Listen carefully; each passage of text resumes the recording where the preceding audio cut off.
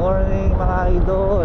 Another day, another training, and another ride, syempre. Pero papuntang opisina para mag-training.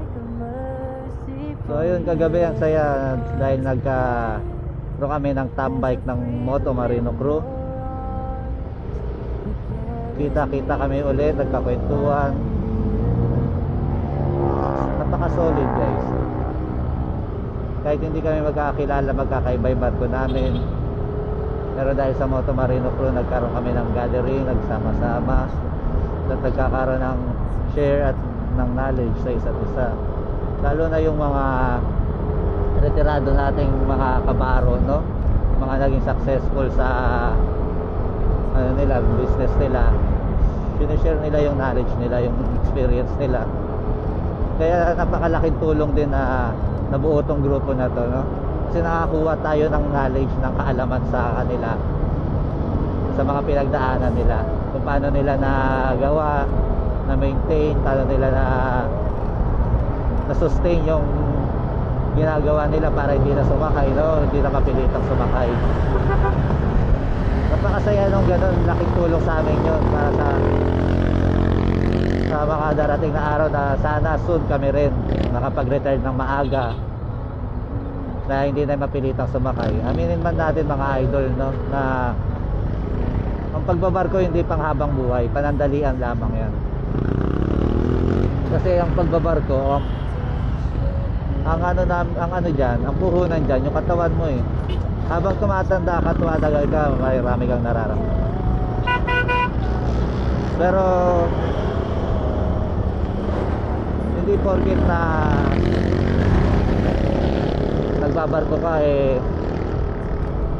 malaki kinikita mo, pero hindi sapat eh. Alam mo yung parang lagi ka may hinahanap, yung may kulang, lalo na kapag may pamilya ka, may kulang talaga na gusto mo makasama yung pamilya mo, syempre, no? Aminin natin na mahirap magbarko. Marami ka mo ng pagdadaanan bago ka makasampa ng barko, makapagtrabaho sa barko. Hindi rin biro magtrabaho sa barko, mga idol. So kaya yung sila, yung mga nakasalamuhan natin kagabi, salamat nga pala kay Captain Marlon sa pagka-accommodate sa amin sa kanyang Cafe Ruedas, sa kanyang cafe restaurant, no? Napaka-solid guys, sa Intramuros yun, puntahan nyo. Napakaganda ng vibes doon, napaka-relaxing. Habang nagpapahinga ka, nagre-relax ka, yung tanawin, yung hangin. Kasi ando ka sa loob mismo ng Intramuros, sa malapit ka sa golf, ano. So baga parang out of pollution ka sa mga usok sa kalsada sa labas. Napakaganda ng vibes. So ayun, maraming salamat ulit Captain Marlon sa pag-accommodate sa amin ng Moto Marino crew. Ayun, natuloy ko nga guys, idol, yung mga na-share nilang knowledge about sa kanilang mga experience, about sa kanilang business, paano nila na ano. Napakalaking tulong talaga sa amin yun. Isa na rin si Captain Marlon, si Sir Marlon, na shinare niya yung about sa pagbi-business. Kasi nga yung sa kanya yung cafe, tinanong rin namin na paano mo nagawa yun, no? Sabi niya, dalawang bagay lang naman daw yung iisipin mo kapag magbe-business ka. Una, gusto mo ba mag-business dahil doon ka masaya yung sa ginagawa mo, yung i-business mo na dapat alam mong magbe-business ka kasi masaya ka lang, sumasaya ka.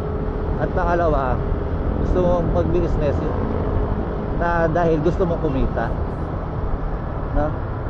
So yun yung dalawang ano na binigay niya sa amin na pagpipilian.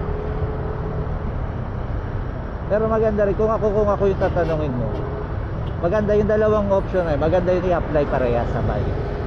Mag-business ka kung naaayon sa gusto mo, kung saan ka masaya, na alam mo kikita, no? So pwede mo siyang pagsabayin. So para sa akin mas parang the best yun yung gano'n. So ayun nga, ulit maraming salamat. Sana meron ulit na makasama ulit sa susunod sa mga meeting nyo, sa gathering nyo o sa rides habang hindi pa nakakasampa. Kasi malapit na ulit tayo magbalik Tanaw eh. Paubos na yung gatong natin. So yun lang. Maraming salamat Moto Marino Crew. Kaya guys, sali kayo sa Moto Marino Crew. Marami tayong matututunan dito sa, lalo sa mga experience natin, mga pabaro na legendary na, no?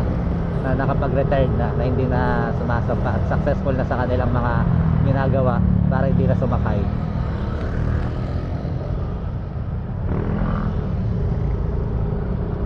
So yun, salamat ulit. Thank you, bye bye.